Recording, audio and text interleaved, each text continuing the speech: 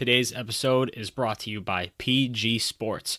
Go on over to pg-sports.com, get yourself some new fall apparel, whatever merch you need, they got it.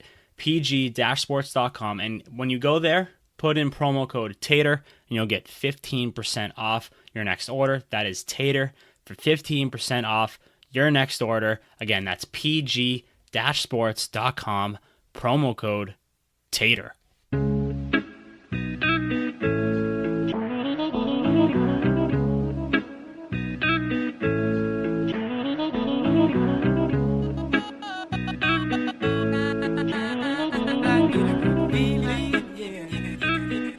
What's up, everybody? Welcome to Tater Talk, episode 75. It is September 10th, rolling right along in the month of September and hopefully into the playoffs sooner rather than later. I hope this next 20 days or so flies by, but until then, it's episode 75, and I'm here with Zach Hummel and Graz, producer Graz.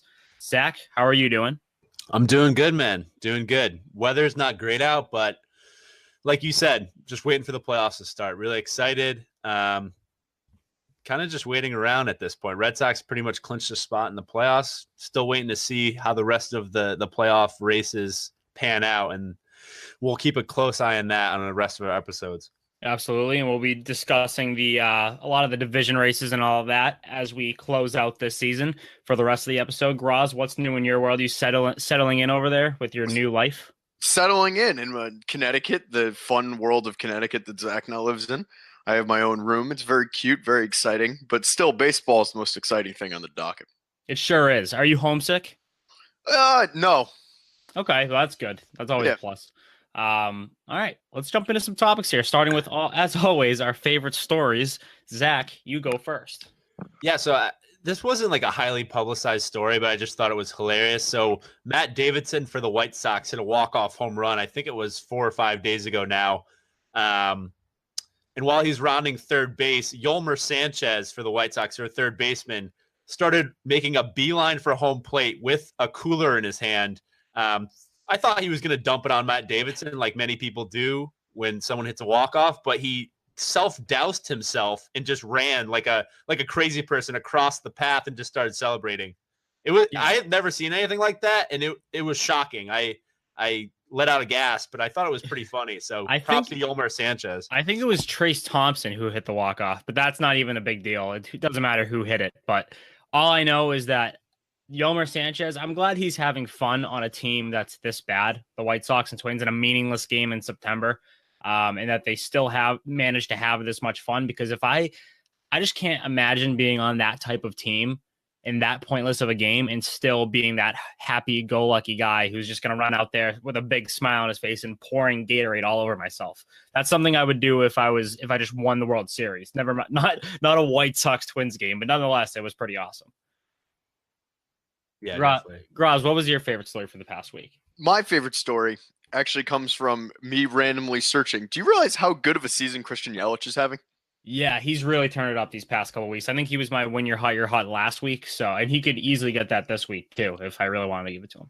Yeah, so going along that, it got me interested in the Brewers, who I've always supported. My favorite story is very simple. The Brewers-Cubs start a huge 3-game series with the Brewers only 2 games back. And as a big Brewers podcast, I assume that we're all going to be tuning in and watching as the Cubs try to hold off this late push, mainly because of Christian Yelich, who's been just absolutely unbelievable.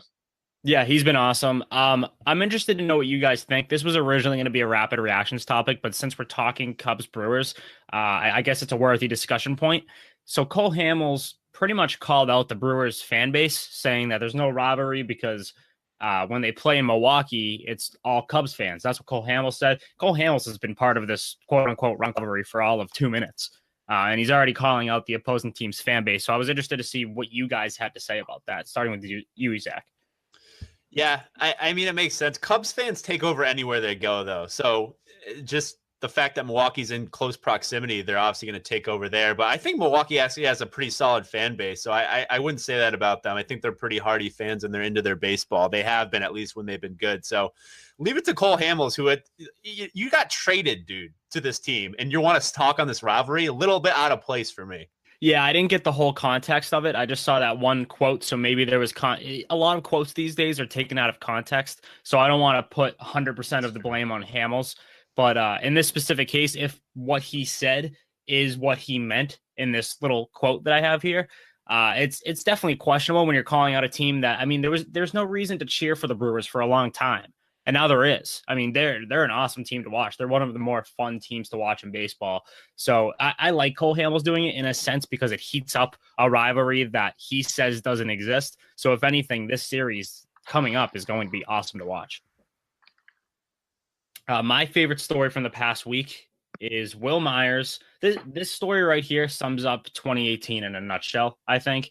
Wil Myers on a stream, a Fortnite stream with Carlos Asuaje, his teammate. And in the middle of it, he talks shit about his manager, Andy Green. So what he was complaining about is he was saying that the Padres were doing cutoff and relays. I don't know if it was that day or the next day or whatever, and he was complaining about it because it's in September. The Padres are a last place team, as they tend to be. And Myers says on the video, which is now deleted, he goes, "Oh my God, it's so miserable, man. It's insane. Andy cannot be any worse than he is right now." And then Carlos Asuaje cuts him off and goes, "Dude, I'm streaming this." And then there's dead silence, and you can tell Myers is rattled by it. It just sums up the year 2018 in a nutshell. We had the Fortnite stuff with David Price earlier this year, and now it's the Fortnite stuff's making a comeback on the Padres. So Fortnite's everywhere. It's especially in baseball, and I guess even hockey's having issues with it. Like coaches are pissed that their players are playing Fortnite. Fortnite has taken over the world, so that's my favorite story from the past week. That Wil Myers is in his own little Fortnite scandal. Yeah, if you would have put it out there that Wil Myers would have been the guy to do this, I wouldn't even think he would be the first guy to do this. But Andy Green, if you ever seen him in an interview, he is the biggest hardo in the world. So it doesn't surprise me that he's making his team do cutoffs when they're 25 games under 500. You know, it all makes sense. And it is the most 2018 story of all time. Why does an MLB team, never mind one that's in last place, but why does an MLB team really need to practice cutoffs and relays? Isn't that like that? I feel like that's something that's just in their blood, is to be able to do cutoffs and relays. Maybe if you made an error or something in the outfield, like if you had a bad throw the day before, you would go out, they'd be like, "Hey, you need to practice your cutoffs and relays." It seems like a reflex, though, that most MLB players can do pretty easily. I don't know. I don't really know how MLB practices go. But any team, especially the Padres, doesn't seem like they would have to do it. You would hope so. Yeah, you would hope so. Let's jump into our topics here. The rest of our topics, I should say. Starting with Shohei Ohtani. I thought this would be the end of the road for him this season. I didn't think we'd really see him play much until, if not late next year, then the year after that, because he's supposed to be getting Tommy John surgery. But I guess they're not worried about him hitting, making it any worse, because he hit 2 homers the other day. On the day that he found out that he needed Tommy John, he hit 2 home runs, and I think he's actually won AL Player of the Week. I'm pretty sure that's the case. So Shohei Ohtani is staying in the headlines for the best possible reasons. I thought this story was awesome. Yeah, I need to call Dr. Tom and see how someone could hit with someone that needs Tommy John surgery could hit this well, because he's been red hot since they announced he had Tommy John surgery. I don't know if it's boosted his adrenaline or something. Maybe it's a Henry Rowan-Gardner situation where he falls and just can throw 100 miles an hour. Maybe the Tommy John is actually helping him. Yeah. I don't know. But the fact that Ohtani still doesn't know if he's going to get surgery, he's like, if I keep hitting this well, I may just continue with it, you know? It's one of those things. And it's weird because, in a sense, I think maybe just shut him down pitching-wise, because he is a much better hitter than he is a pitcher. He does have talent on the mound, but I just think he's a hitter. If he had to choose one, he's a hitter. And you really don't want to make this injury much worse. This is Tommy John. Some guys come back strong. Some guys, it ruins their careers. So I don't know. He's too talented to take that risk and do both for the rest of his career. I said it when he first came into the league. I didn't think he could last durability-wise doing both.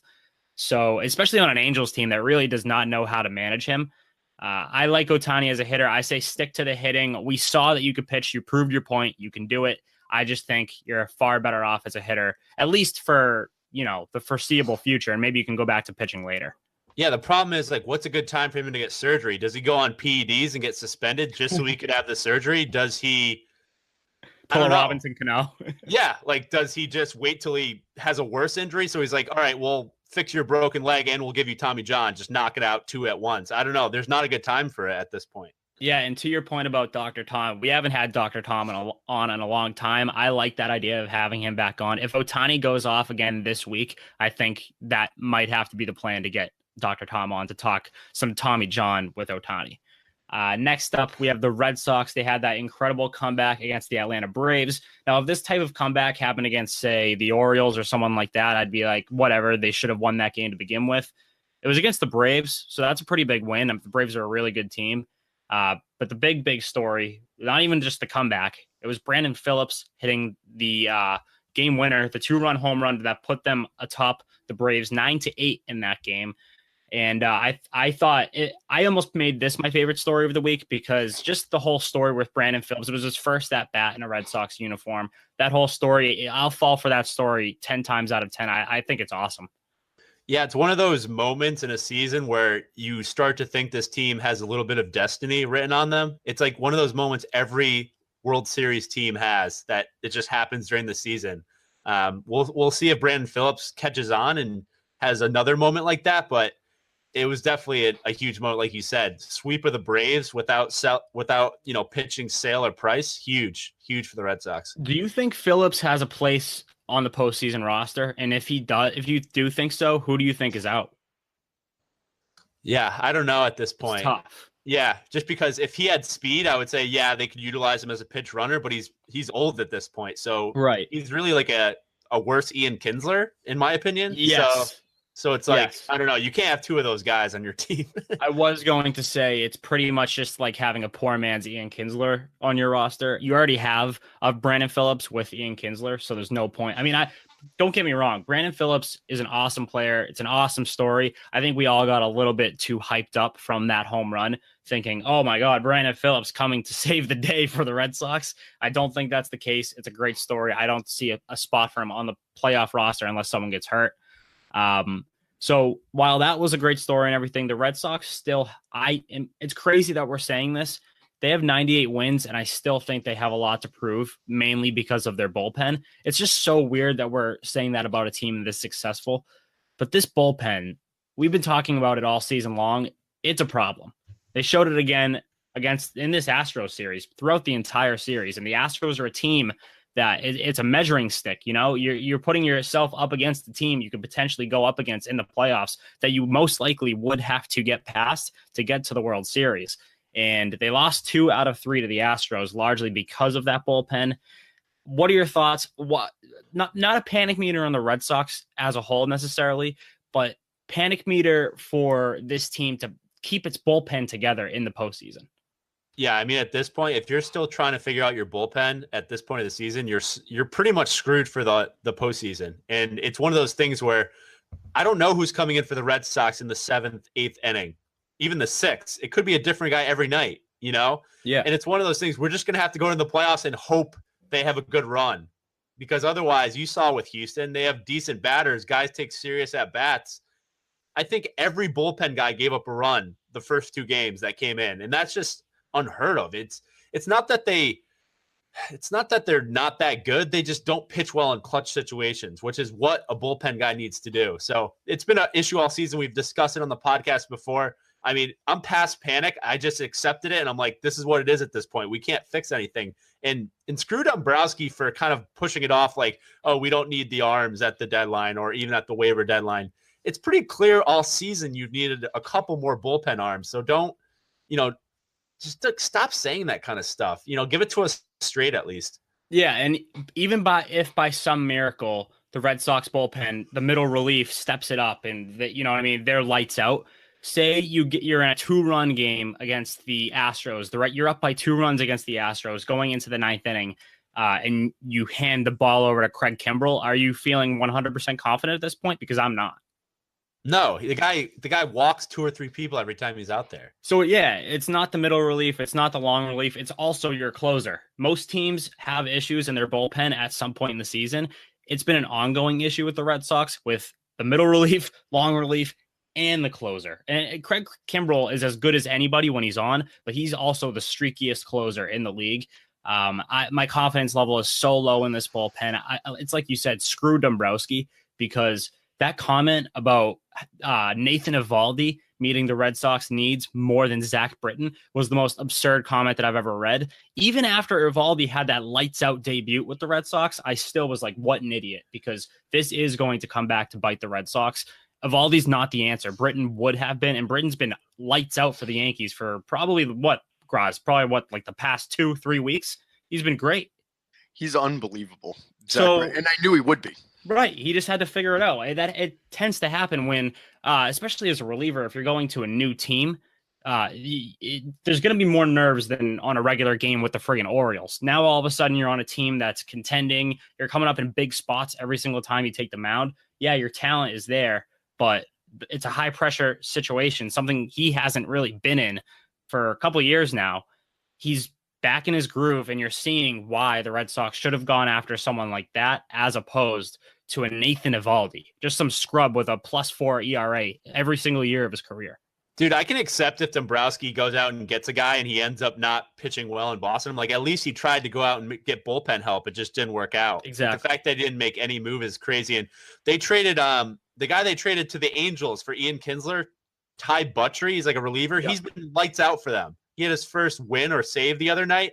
It's like Dombrowski just can't. He doesn't evaluate talent greatly. He'll sell off all these assets to get these position players, but when it comes to something we really need, he's like, oh, I can't shell out anything for anybody. So it's crazy. I'm so scared of what Dombrowski has done to this team long term. I am petrified of what the Red Sox are going to become in 5 years, maybe even less. They'll probably still have the offense, but they're going to have to part ways with probably Chris Sale or Mookie Betts. One of those two guys, or JD Martinez, probably within the next few years, because those contracts, it's going to be tough to keep all three of those guys. You're going to have to pay Mookie at some point. So it's sad. I don't know. We'll see what happens there.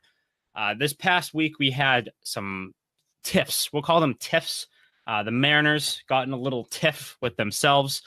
It was D. Gordon versus Gene Segura, and apparently a bunch of Mariners got involved. There was a fight in the clubhouse, and I guess it stemmed from D. Gordon dropping an easy fly ball the game before, even though the Mariners ended up winning that game. I don't really know what's going on in Seattle. I think it's just tensions boiling over from this team having a shot at the beginning of the season and just completely puking all over themselves. What do you think about this Mariners situation? Yeah, it was crazy. I think the guys that were covering the team were saying D. Gordon kicked out all the media and said there's about to be a fight in here. Everyone get out so it stays in the clubhouse. And who's to know that D. Gordon was the guy that was actually getting in the fight himself. So there's something wrong with this team. The Yankees just took 2 out of 3 with them, and they just seem dead, with lifeless, giving up. They're 5-5 in their last 10, like you mentioned, Justin. Yeah, we believed in them a little bit early in the season, and it just never ended up. Yeah, it just never ended up coming to fruition. So it's another Seattle team. I am so happy that this is all happening and that the Mariners aren't making it, because I was a little bit worried for a while. I've been out on the Mariners. I announced that at the very beginning of the season, one of our episodes back then, saying, do not get caught up in the Mariners hype. Something weird happens with the Mariners every season. I am done with the Mariners.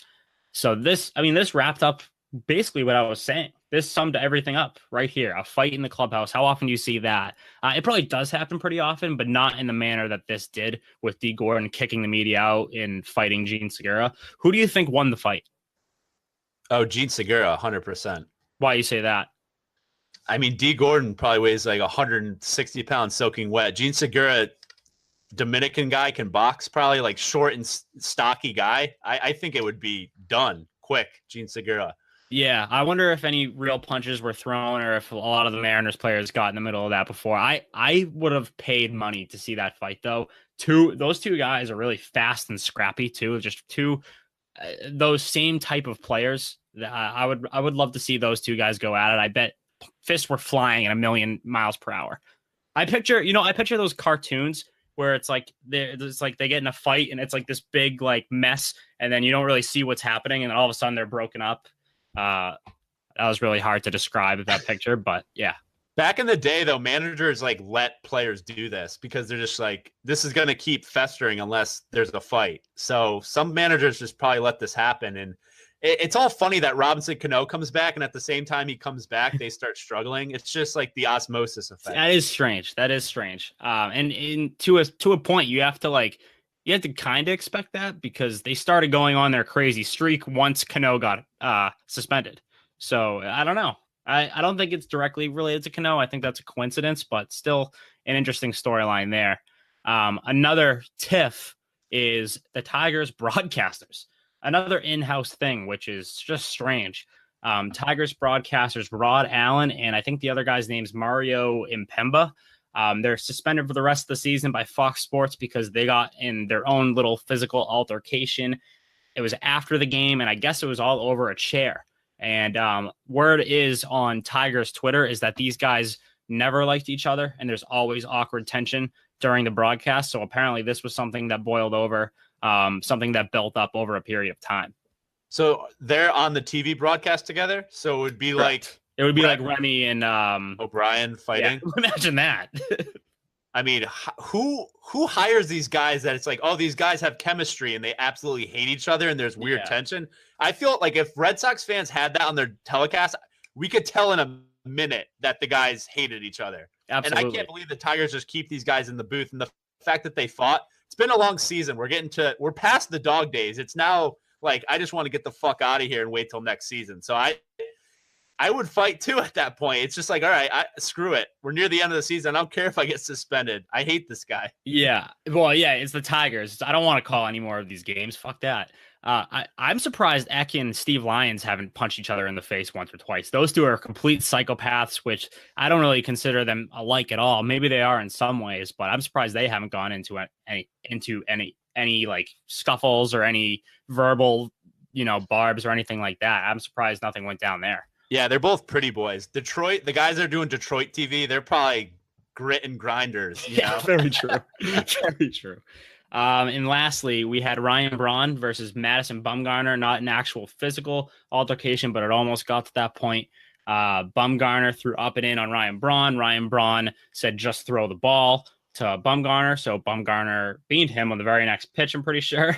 And so Braun mouthed off towards Bumgarner, and I think Bumgarner mouthed something back, like "come and get it" or something like that to him. I don't know, something along those lines. And first, before we get into this, who do you think wins that fight? Because I think it's Bumgarner, and it's not even close. Oh yeah, 100%. Oh, I think Bumgarner would tear Braun to shreds with or without Braun having steroids in his system. And I don't really think. I think this was a little bit overblown. It was two competitors mouthing off, and you know how Bumgarner gets. Yeah. He gets in his little Bumgarner modes. And I will. This might be a hot take. I don't think I like Bumgarner very much. Do you like Bumgarner? I don't like him as a person, but I like him as a competitor. Like I probably wouldn't be friends with the guy. Like I don't, because he'd be the kid that you're playing like pickup basketball, and he'd be calling every foul and getting pissed. It's like, dude, relax. We're just. Not everything is a win that you have to win, Yeah, I couldn't agree more. Bumgarner, for me, represents the side of baseball that wants these unwritten rules to last forever. And we're trying to get past that point, have more celebrations, have more fiery guys. And Bumgarner represents the guys who don't want that, don't want the game to evolve to that point. So that's why I never liked him.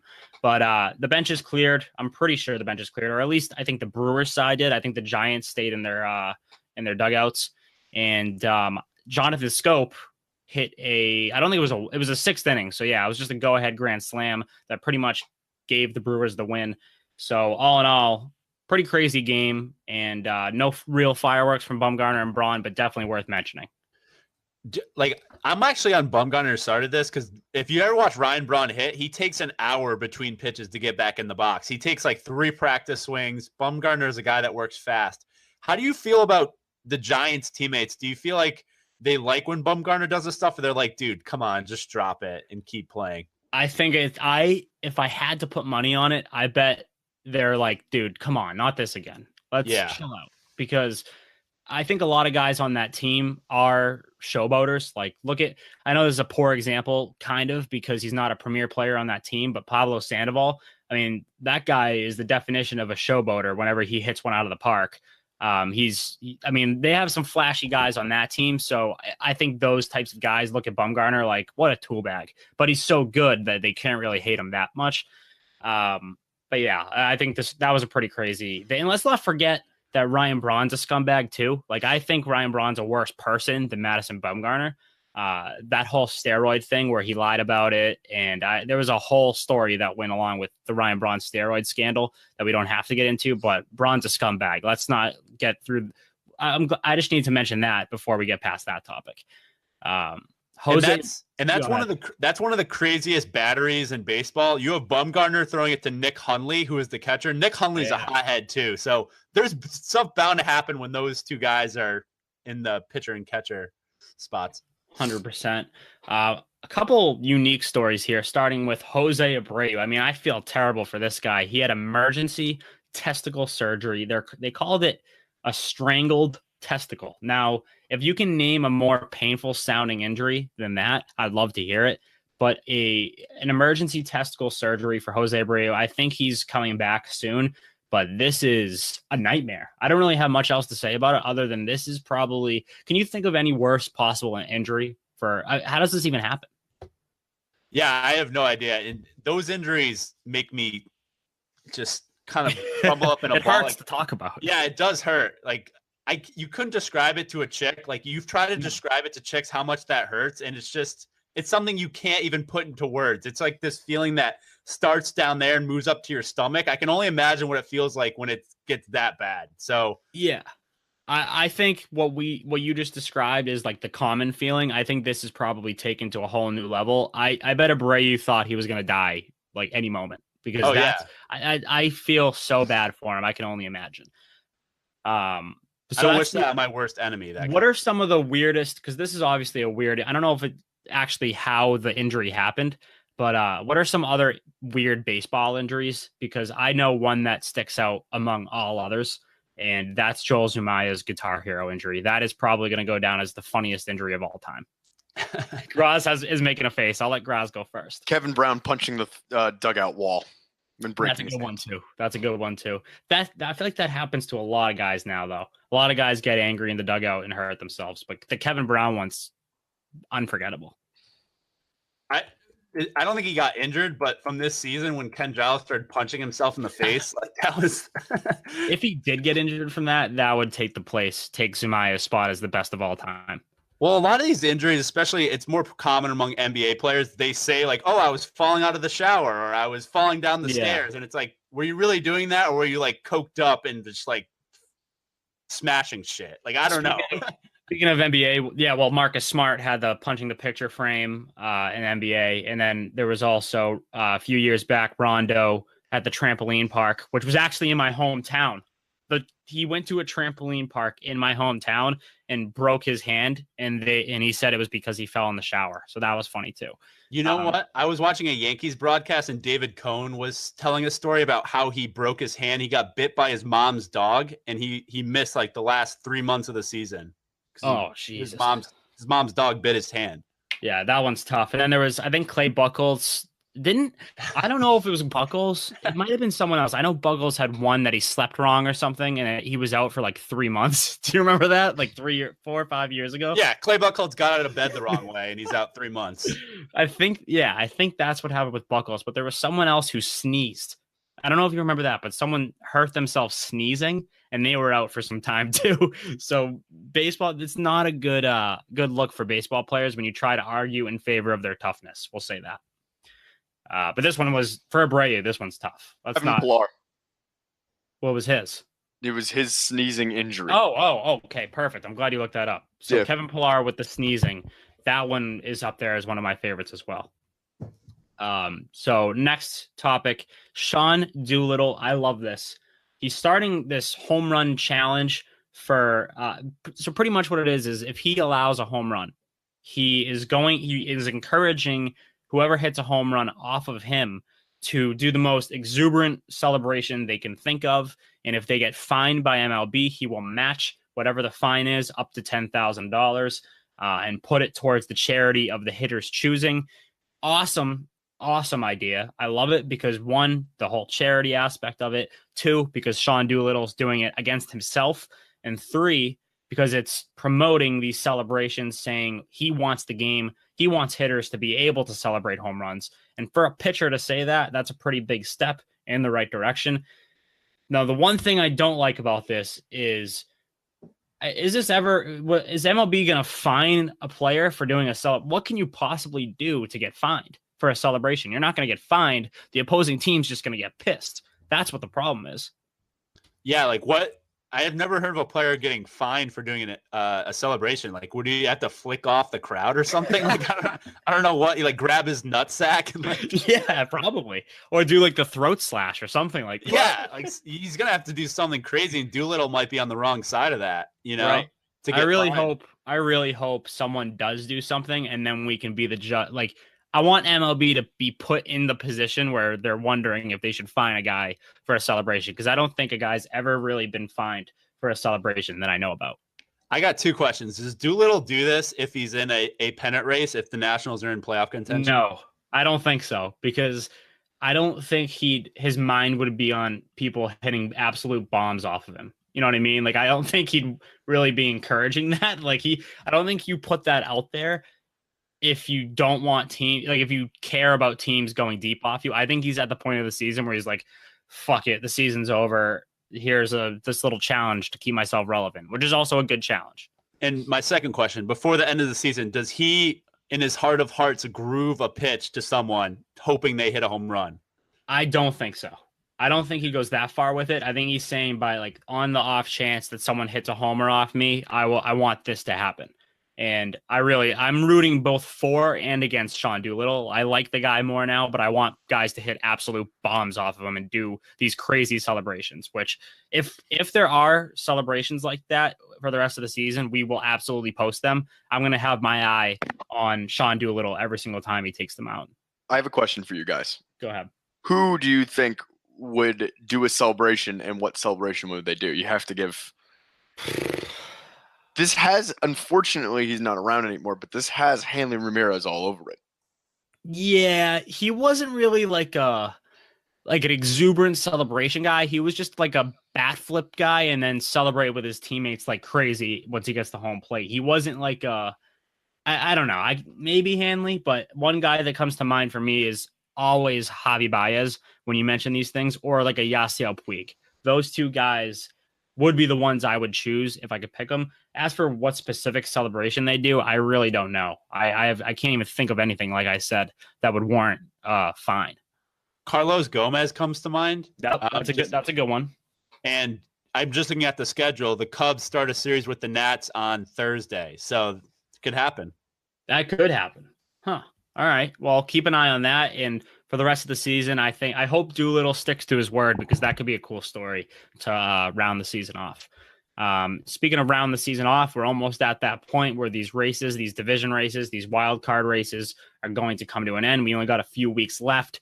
The division races. So, I mean, the AL East is done. I'm sorry, Graz, but you're going to have to play in that wild card game. We'll talk about your feelings about that later. I know we've already covered it, but I want your update on that. The AL Central is obviously the Indians. The AL West still got that race going on. Astros versus the A's. It's a two-team race there. And I think the Astros are going to come out on top of that. Are you guys team Astros? Well, not team Astros, but are you guys thinking it's going to be the Astros division? Yeah, I feel like the Astros can go to an extra gear if they want to versus anyone. So they're healthy now too, which is a big factor. They weren't healthy for a while, and that's why the A's gained that ground. So that's the AL West. And then over in the NL East, you have the Braves, and the Phillies have kind of fallen off. I get this past month or so. They were my pick when we did those final, quote unquote, final predictions. I had them in the wild card game, which is still a possibility, but it's looking slimmer and slimmer. So I like the Braves there. Graz, you mentioned the Cubs-Brewers series coming up. That's going to be a huge series because this is the tightest race. Well, the NL West is the tightest, but this is one of the tightest races. And the Cubs have that 2-game lead. What do you think happens there? I have the Cubs winning, unfortunately. I think the Brewers will slide into the wild card spot. September baseball and October baseball comes down to pitching, and I trust John Lester and Kyle Hendricks to figure it out. Yeah, and by the way, speaking of the Brewers and pitching and all of that good stuff, I've been saying this all along. It happened with Hamels, and now it's happening with Gio Gonzalez, where now Gio Gonzalez in his start with the Brewers looked fantastic, and he's had a terrible season. So this is yet another guy who looks good going to a contender. So the Brewers have to be patting themselves on the back at this exact moment for that trade. Definitely. I was about to say that Gio Gonzalez has been a new guy for them. I was like, well, you have Lester and Hendricks. How about Wade Miley and Gio Gonzalez? How does that do you, Graz? Right. Wade Miley. I completely forgot he was on the Brewers. Jesus Christ. And then in the NL West, it's our Rockies leading the charge. Hot, baby. Hot. They are red hot. And I wouldn't just say red hot. They're 6-4 in their last 10, but they're good enough to be on top of that division. And they're followed closely by the Dodgers, who are a half game out. This, along with the NL wild card, which we'll get to in a second, this is the story for the rest of the year. I know the NL Central is huge right now, and that series is going to be big, but I think the Cubs run away with that. The NL West and the NL wild card are so close that I really don't know what to expect at all. Who are you taking? What's your update with the NL West? Yeah, so I'm going to stick with the Dodgers here. Okay. I think the Dodgers will end up winning it. They just, I think they took 2 out of 3 from the Rockies this weekend, and then the Rockies start a series with the D-backs tonight. So that'll be a huge series. What has happened to the D-backs? I thought they had the best start. They have the best starting pitching out of the 3 of those teams, and they just haven't got the hitting lately. Their bullpen's been bad. Boxberger's been terrible. He's blown a couple saves for them. So they need to figure it out quick, because the Rockies and Dodgers, they're the hottest, 2 of the hotter teams in baseball right now. Yeah, and it's not over yet for the Diamondbacks. They're just they're 3-7 in their last 10 games. They're only 2.5 games back. So if they need to get back off the schneid, they're still in it. It's not over, but it's looking more and more like the Rockies and the Dodgers pulling away. Now, the wild card is where it gets really interesting. As of today, I think we have it's the Brewers versus the Cardinals. So the Cardinals are still hanging in there. So as of today, the Cardinals would be visiting the Brewers in the wild card game, and following closely is the Dodgers. Like I just mentioned, they're only a game back of the Cardinals for the wild card spot. And then it's the Diamondbacks, then it's the Phillies. And then after that, there really is none of those teams are going to make it in. So the last 3 contending for that, either the Brewers or the Cardinals spot, it's the Dodgers, Diamondbacks, Phillies. Do you think it stays as Brewers Cardinals, or do you think someone else makes a move here? You have the Dodgers winning the NL West, so you think it's the Rockies? Yeah, that's what I think. The Rockies have been playing great. I know we'll talk about Trevor Story. My guy has been unreal. I think they'll be able to put it together. So you think it'll be Rockies visiting the Brewers? Yeah, that's what I have right now. I just don't think the Cardinals have the starting pitching right now. They're throwing guys out there that shouldn't be starting. Yeah, I hear you on that. They went on that run for a while, and I mean, you can only do that for so long. They're 5-5 in their last 10, so they've kind of come back to earth a little bit. And I expect the Rockies to hang in there as well. Graz, what do you think of the NL wildcard race? NL wildcard race. I'm calling a quick timeout. I was going through the schedule. Big 4-game set as the Diamondbacks go to the Rockies this week. Yeah, didn't you just say that? You said that, Zach, right? Am I going crazy? I think so. Yeah, I don't know. I was reading. But after that, they then get the Giants, which doesn't matter. But then the week after, they get the Dodgers and then the Diamondbacks again. So a lot of answers will be had in that West, which is very exciting in the next 2 weeks.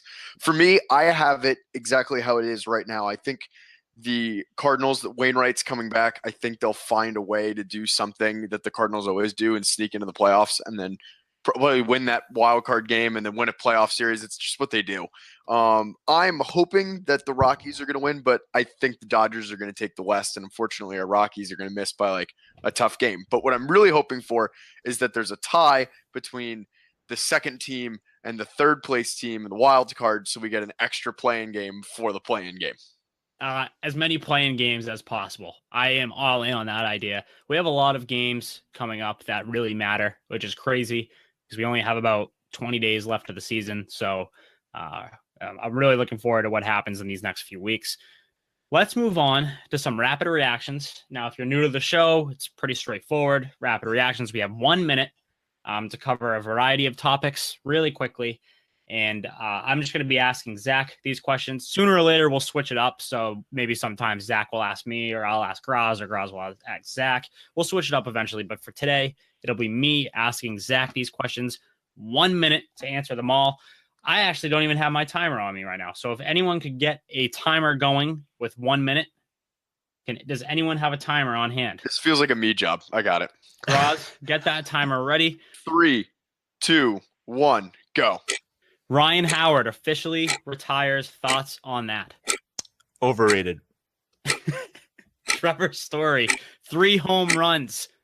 Underrated. John Gibbons, done as Blue Jays manager after this season. Don't know why they let him finish the season. Just get rid of him now. Agreed.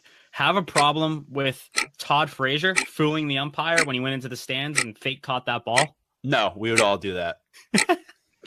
Francisco Mejia got called up. What are your expectations for his career? Possible Hall of Fame catcher. And lastly, Michael Kopech is getting Tommy John surgery. Pull an Ohtani and just hit. Okay. How much time do we have left there? You have 13 seconds. Throw in. Ready? Last All 13 right. seconds. Aaron Judge hit a home run in BP. Do you care? No. I don't either. All right. Rapid reactions. You gotta love it. Those were the most rapid ones yet. There are no real thoughts there. It's just yes, no, and you know what? That's what you're gonna get from rapid reactions. First thing that came into the old noggin. Love it. And we'll move on to our next segment here, as we always do every single week. We only got a few more left for the rest of this season, and then next year it'll be duds of the month, and when your huts of the month. But we're sticking with of the week. So dud of the week, Zach, who do you got? I think I mentioned him earlier. Brad Boxberger from the D-backs. one of the best pitcher names, one of the best player weekends emoji things on the back of his jersey, but he's been terrible this week. He had, I think, 2 blown saves. He's single-handedly lost 2 games to the D-backs this week. So Brad Boxberger, hate to see it. Hate to see it. You also hate to see Billy Hamilton, my dud of the week, who went 3 for 22 in his last 7 games. And you know what? This guy is the most overrated player in baseball. His name, every single time he makes a nice catch, it's all over the MLB pages. Oh, Billy Hamilton, nice diving catch for the 8th time this week. I don't care. He's like a poor man's Jackie Bradley Jr. who's just faster, and he has no stolen bases in his last 7 games because he doesn't get on base. Billy Hamilton, it's one thing to have that speed. That's how he's catching up to all these balls in center field because the guy runs faster than Usain Bolt, but he can't hit. He doesn't even walk. He had 1 walk this week. So a guy with that much speed can't even get on first base. It's useless. Yeah, he's Pete Wheeler, pretty much. He's Pete Wheeler, who lost the tournament. So that says all you need to know about Pete Wheeler. It's bad. And Billy Hamilton. Now, on the other side of things, we have When You're Hot, You're Hot. I will start with this one. Look who's back in the headlines. It's Kevin Kiermaier. Haven't heard from this guy in a while. You're making a face. I think this is your guy. Is it your guy? All right. Hottest guy in baseball right there. He's been unreal. He has 3 homers in his past 7 games with a 5.45 batting average. And he's not usually a guy who makes headlines because of his bat. But now he's apparently doing it with both his glove and his bat. So best all-around player in baseball this past week, Kevin Kiermaier. When I said hottest guy in baseball, I meant his looks. Oh, hottest guy in baseball. But he's also the hottest guy in baseball. I didn't catch on to that. It's a double entendre there. I like it a lot because it's very true. Kevin Kiermaier. Kevin Kiermaier. All right. All right. On that note, we will move on to Graz's mailbag. Graz, you got some questions for us? It never fails. It makes me want to wag my tail. When it comes, I want to wail. Yeah, you know what? We'll just start right there. This is a question from your producer. Kevin Kiermaier, the hottest guy in baseball. Chris Bryant is very attractive. He's got too much acne. He's got too much acne for my liking. Chris Bryant can get it too. Don't get me wrong. But Kevin Kiermaier. I think it's Kiermaier. About this guy. Graz, were you on the show for that episode? I don't think you were. We talked about Kevin Kiermaier's looks for I don't know, but we have a clip, a specific clip where Zach is going off about Kevin. Actually, no, I think we were both going off about Kevin Kiermaier's looks. Guys, stunning. All right, we're gonna dig that up. We're gonna do a blast for the past. I'll post it. I will post it. Good. Okay, here we got some actual questions for you guys. We'll start with a solid Red Sox question. Actually, it's the Yankees question too. What are your thoughts on this Donaldson trade and all the teams being upset about it? Because the Yankees and Red Sox are both pissed off. Yeah, so I'll give a little bit of a background on this. The Donaldson trade obviously was a pretty big trade. I mean, if Donaldson's healthy. I already talked about this. That's going to be a big factor because he's all eligible in the postseason. A healthy Donaldson changes even like the Indians, a team that's already talented. At least their lineup's been outstanding. Donaldson changes an entire team as soon as you put him in that lineup. So I'm a little bit scared. The Red Sox and the Yankees. So all our the three of us, our favorite teams are very mad at the Indians for this. Two contending playoff teams. And it's because by rule, I'm reading this from ESPN, by rule, a player must be certified as healthy and able to be placed on trade waivers. The Athletic reported that following a dispute with the Blue Jays over his health, Donaldson agreed he was healthy after the MLB Players Association got involved in the process, allowing Toronto to place him on waivers. However, Donaldson on August 29th said that he was not healthy enough to play in the majors and was worried that he would re-injure his calf, potentially harming his value as a free agent next winter. So obviously it's two completely different things. Donaldson clearly came to the conclusion on August 31st that he didn't care. He wanted out of Toronto or something. This is a clear controversy because Donaldson has been hurt. He's been complaining about his calves for a better half of like 6 months. So this is, I think the Red Sox and the Yankees have a valid reason to be pissed here.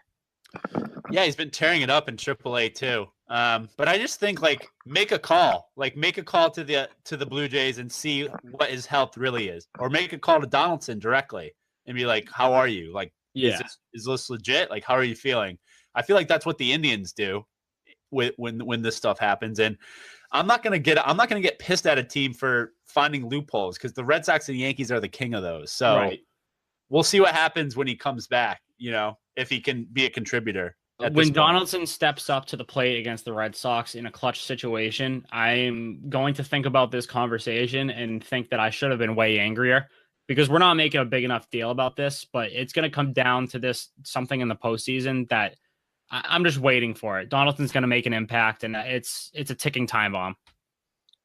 All my friends who were upset about this, I was talking about earlier, and they said that they know that Josh Donaldson is going to hit a ball through the green monster in a playoff series. It'd be awful. Absolutely. Okay, next question from my friend Adam. Very simple question. We haven't talked about it in a while. Who is your Cy Young and MVP picks right now, 2 weeks or 3 weeks before the end of the season?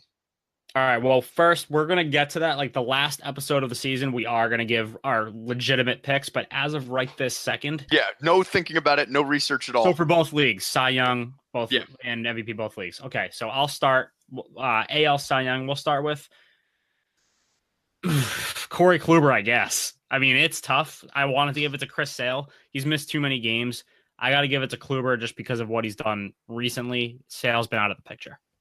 Yeah, I would give it to Sale if he had more games, but he just hasn't been the Iron Man, so Kluber for sure. And then in the NL, this one I don't think is going to happen, but I'm giving it to someone who I think deserves it, is Aaron Nola. DeGrom is clearly the best pitcher this year. Scherzer and Nola can go toe-to-toe with it. I think if any one of those three wins it, it would be understandable. I don't believe in pitcher wins, but I know the voters do. The old men in baseball who vote on this award do. So I don't think it goes to DeGrom. I think gun to head, it will go to Scherzer, but I want it to go to Nola. Yeah, I think I had Nola last time, and now I would say DeGrom. I just think he's been the best pitcher, and that's what I think the award is. I know the old baseball guys put more into wins, but he's got a pretty bad team. Right. And then in the AL MVP race, I'll give it to Mookie Betts. I think I said earlier in the season that I would give it to JD. Then I thought about it a little more, and I just think when you look at both, it's not completely fair, but when you look at both offense and defense, what Mookie Betts does, he's clearly the most valuable player. And JD Martinez, I think, is actually the better hitter, the better all-around hitter. It's close, but I think JD Martinez is the better hitter. And just from the fielding side of things, Mookie Betts has been awesome. I think he has something like the second most defensive runs saved for right fielders or something like that. Or for outfielders as a whole. I forget what it is, but he's been great. So I got to give it to Mookie. I would say Mookie too, but I think Bregman has done. I think he's up there too. He's like Yelich. He's like Yelich. He's kind of just brought himself into the conversation late in the season. Yeah, 100%. NL MVP, I'm still going with my guy Arenado, especially if the Rockies win this division. They don't win this. They're not even a third place team if Arenado is not in this lineup or in the field. You want to talk about a guy who contributes on both sides? It's Nolan Arenado, so that's still my guy. Yeah, I'd say Arenado or Baez, and I'd have to lean Arenado now. I think I was on Baez last time, but I think I'm going to lead Arenado with the run the Rockies have been on. Again, I'll take either one. If either one of them gets it, I'm not complaining. That was good. People to keep an eye on, just interesting. I wouldn't be surprised, and I'm going to go out on a limb here. Watch out for Trehan. I can never pronounce his name, but the reliever for the A's. I watched him pitch against the Yankees, and he's unbelievable. So dirty. The movement on his, I think it's his sinker, is just absurd. Yeah. And then Jose Ramirez is my pick if you care for the AL. And NL, I'm whoever wins the AL West should get it. So if the Diamondbacks climb out of it, it's going to be Paul Goldschmidt that helps him do that. So then he somehow threw himself back into the race. Yeah, Paul Goldschmidt's one of those guys who's he's always in the conversation. He's always the second or third place guy. I don't know. I'm a huge Paul Goldschmidt guy, but you want to speak about a guy who's just absolute wallpaper, it's Goldschmidt. Yeah. Okay.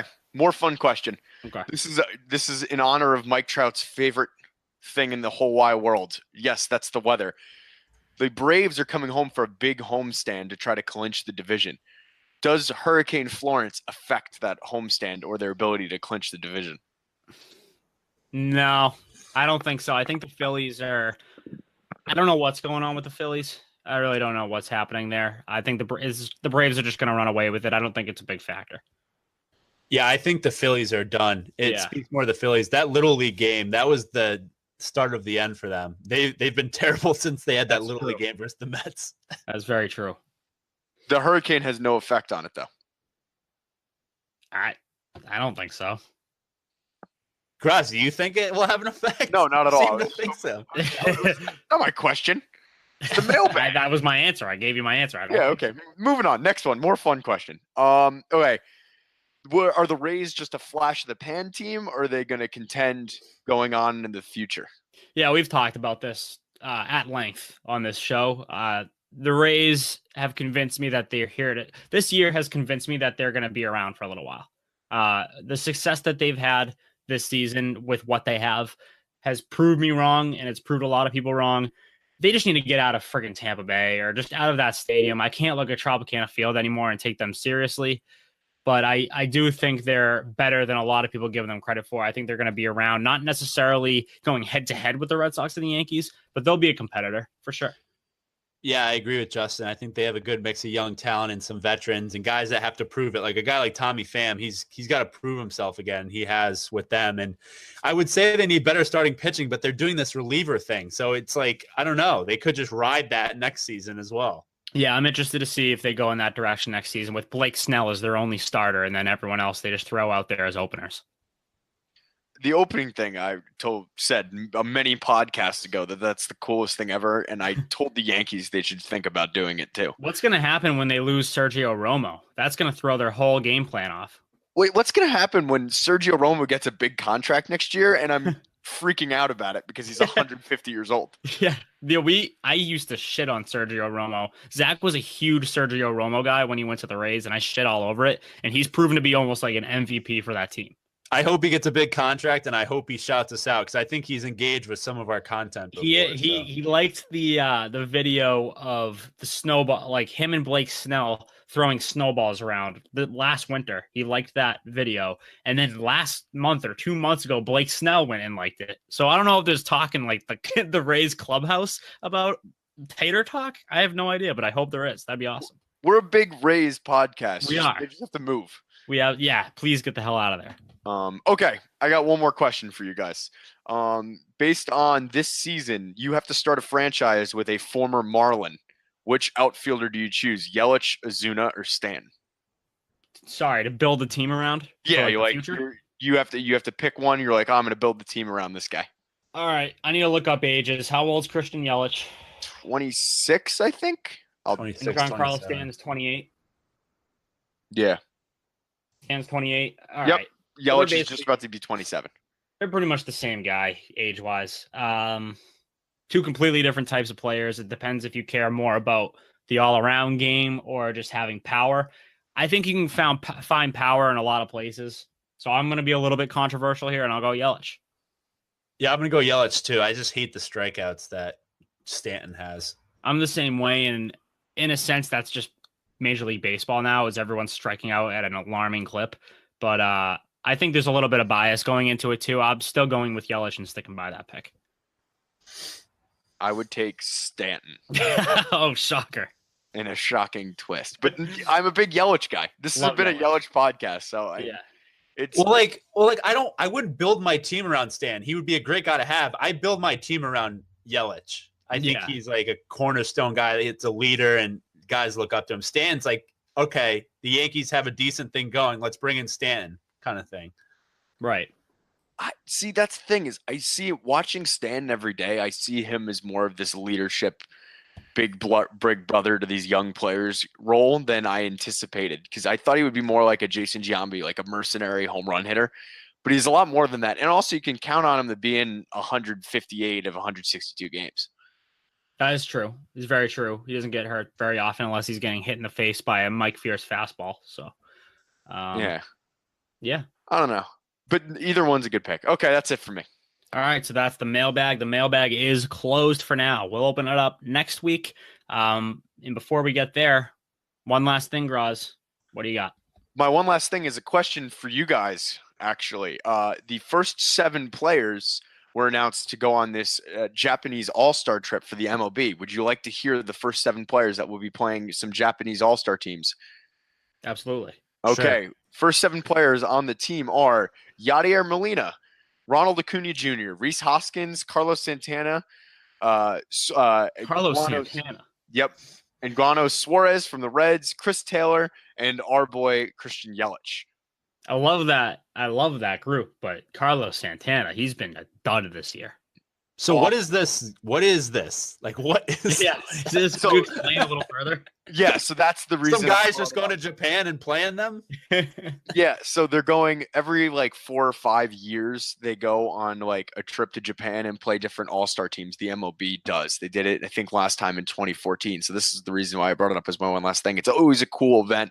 It's something that happens after the season, so not many people know that it's going on, but it's a great celebration of baseball and the second best professional league in the Japanese league. All right. Perfect. Love it. Oh, and the one last thing, Ichiro might play in it. That's the rumor. Now you might have won me over. For what squad? That I have no idea. Yeah, I think he's got to. Ichiro's got to play on the Japan squad, right? That's what I'm thinking. He has to. I don't think it would make much sense. I think his people would be very disappointed. Is Matsui still playing over there? Hideki? Probably. Oh, I wish. I know Daisuke is. I think Daisuke won their Cy Young this year. I'm not kidding. I'm pretty sure he won their version of the Cy Young this year. I think he's been unbelievable over there. It's fucking ridiculous how that works. He is not. What's that mean? Oh, Matsui. Matsui is not. Yeah. Sad. All right. He made enough money. He did. All right. I think that's the show. And anyone else have last words you want to get off your chest? I'm good. All right, we'll wrap it up there. Be sure to follow us on Twitter at Tater Talk Pod, and the same thing on Instagram at Tater Talk Pod. Like us on Facebook.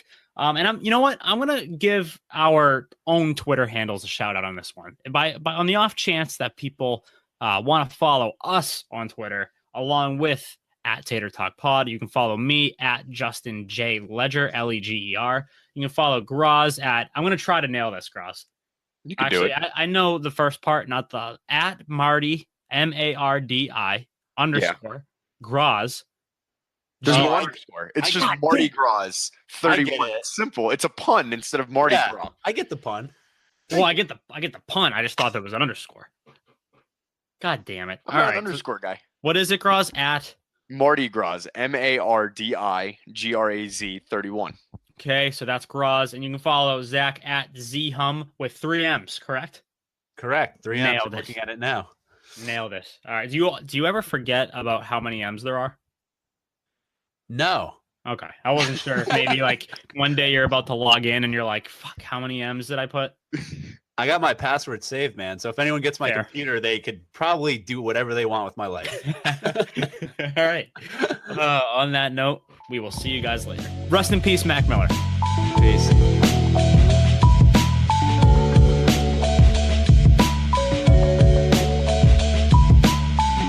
I never take a day off, work around the clock, my engineer getting paid off. Rock like Ace up, like the weed and take off. So high, cannot see Adolf. Now I got these rappers all breaking up a sweat. Cause every time I get up on the mic, I come correct. And I learned it from the best, always dressing something fresh. Looking for a little dime, big butt and nice chest. Yes, they heard I used to rock guests, but now I'm rocking clothes that ain't in the stores yet. Travel back in time, I'm in a vortex, trying to make it work out. Think I need more reps. Used to take a bus, now the